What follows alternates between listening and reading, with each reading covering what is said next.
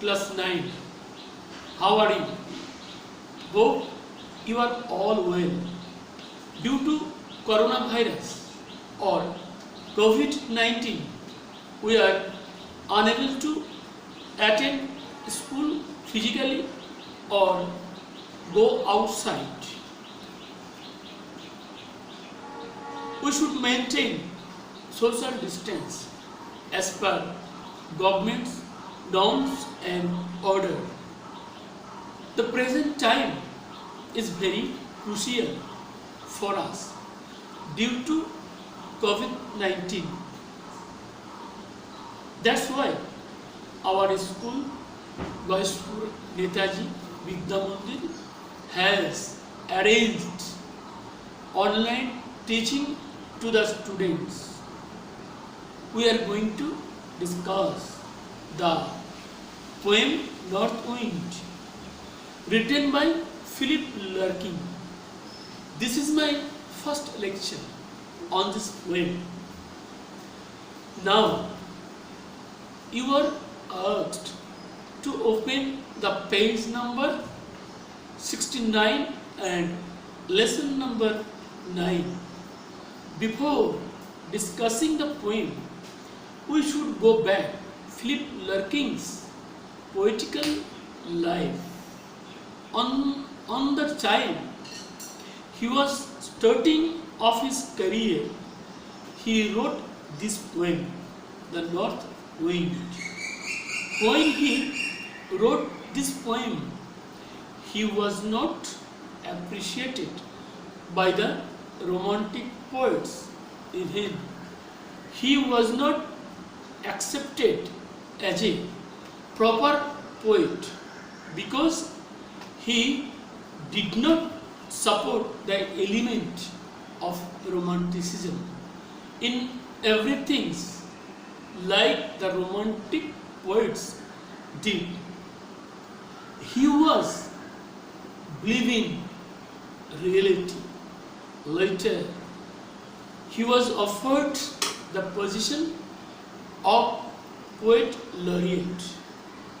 এখানে laureate কথাটির অর্থ বোঝানো হয়েছে কবিদের মধ্যে যে শ্রেষ্ঠ কবি তাকে বোঝানো হয়েছে। The guys, now we read the poem and discuss the meaning of it line by line or stanza by stanza. Today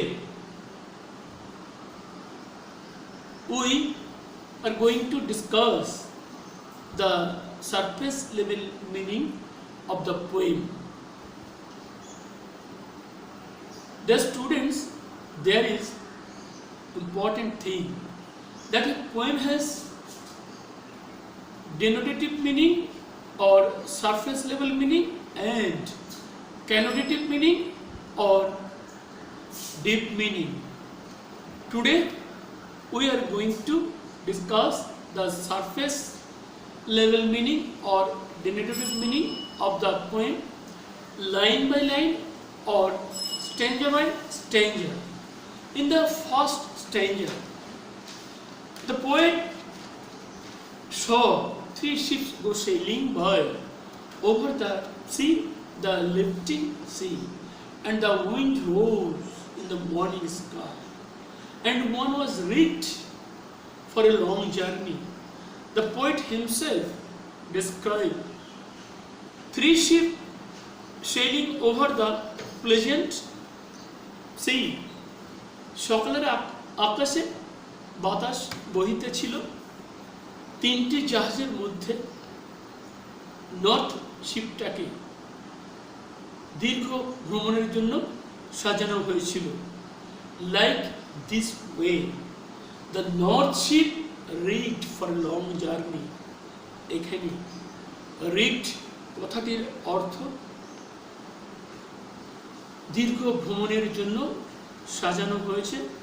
এবং in the second stanza, the first ship turns toward the west over the sea, the running sea, and the wind was all possessed and carried to a rich country. প্রথম জাহাজটি একটি ধনীর দেশে পৌঁছে গিয়েছিল, কারণ সমুদ্রের বাতাস ছিল জাহাজটির পাল তোলার পক্ষে অনুকূল পরিবেশ। এখানে রানিংকে আমরা পার্সনিফিকেশন বলছি, কারণ তোমরা জানো what is called personification. When a non-living thing or object acts like a human being, this is called personification. আমরা এখানে the sea কে দেখছি একটা মানুষের মতো কাজ করতে। আবার রানিং শব্দটিকে আমরা ডিভিশন বলতে পারি, কারণ রানিং শব্দটি প্রাণীর অথবা জীবের মুভমেন্ট এর ক্ষেত্রে ব্যবহার করা হয়, কিন্তু এখানে নন লিভিং অবজেক্ট দা সি এর আগে ব্যবহৃত হয়েছে। আসলে সি এর আগে ফ্লোয়িং শব্দটি ব্যবহার করা উচিত ছিল, তাই আমরা এটাকে ডিভিশন বলতে পারি। In the third stanza, the second ship turn toward the east. Over the sea, the quickening sea and the wind hunted it like a beast to anchor in captivity. The second ship turned toward the east over the quaking sea. এখানে কুইকিং শব্দটি অর্থ danger বা সমুদ্রের প্রতিকূল অবস্থাকে বোঝানো হয়েছে। প্রতিকূল অবস্থাকে বলা হয়েছে কারণ জাহাজটি পাল তোলার পক্ষে যথেষ্ট বাতাস ছিল না। কুইকিং অথবা ট্রেম্বলিং উইং দ্বিতীয় জাহাজটিকে পশুর মতো শিকার করেছে, জাহাজটির গতিপথকে প্রতিহত করেছে, ফলে দ্বিতীয় জাহাজটি তার গন্তব্য স্থলে পৌঁছাতে পারেনি। Here the wind is also personification, কারণ উইন্ড এখানে একজন শিকারীর মতো জাহাজটিকে শিকার করেছে।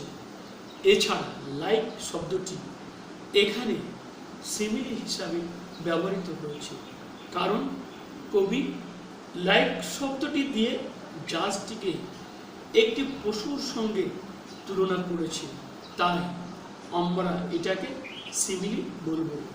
In the fourth stanza, the third ship drove toward the north over the sea, the darkening sea, but no breath of wind came forth, and the decks shone frostily.